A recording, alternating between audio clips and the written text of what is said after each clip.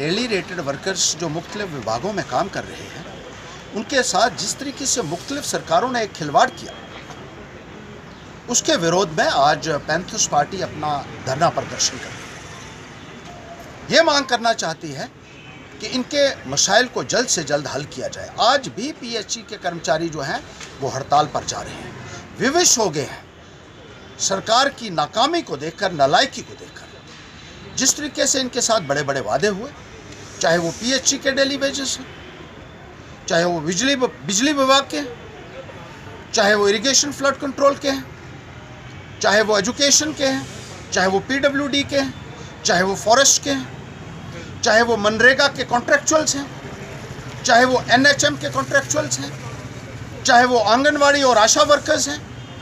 इन सब के साथ वादे किए गए बार बार मुख्तलिफ सरकारों द्वारा कि इनको नियमित किया जाएगा, इनका वेतन समय पर दिया जाएगा, इनके वेतन में इजाफा होगा, लेकिन एक भी वादे के ऊपर इन सरकारों ने कोई अमल नहीं किया।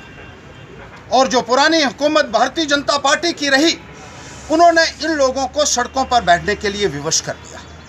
जब इन्होंने अपने अधिकार की बात की, इनके ऊपर डंडे और लाठियां बरसाई गई।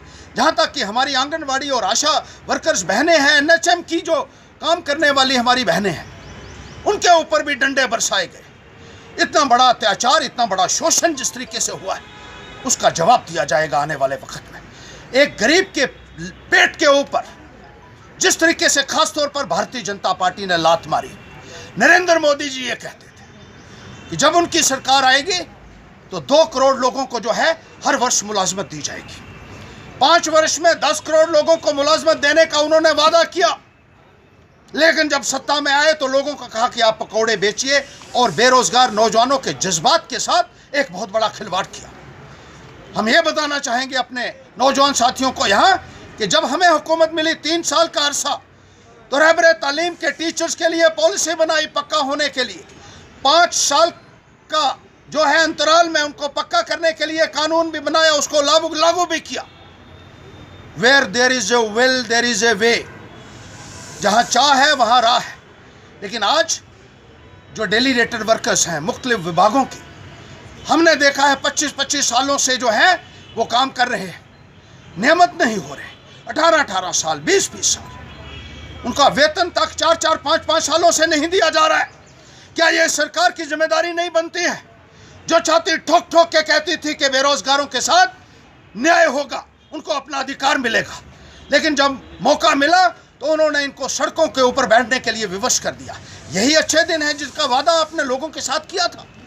हम ये मानते हैं कि एक बहुत बड़ा शोषण है बेरोजगार नौजवानों का, कॉन्ट्रैक्चुअल्स का, डेली रेटेड वर्कर्स का, जिनको आपने 4-4 सालों से जो है अपने वेतन से महरूम किया है। जिस तरीके से आपने गरीब के पेट के ऊपर एक लात मारी है, उसका जवाब आपको दिया जाएगा।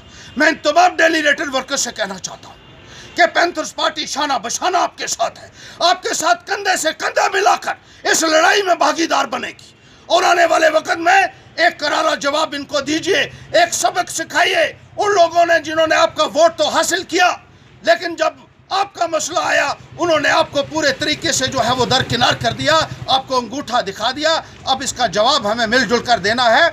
और मैं ये मानता हूँ कि जिस तरीके से ज़्यादती इन लोगों के साथ हुई है, ये मानव अधिकारों का सबसे बड़ा दुनिया में उल्लंघन होगा कि आप इन डेली वेजेस से काम तो ले रहे हैं, लेकिन जो इनका मामूली सा वेतन है वो भी 4-4, 5-5 सालों से इनको आप नहीं दे पाए।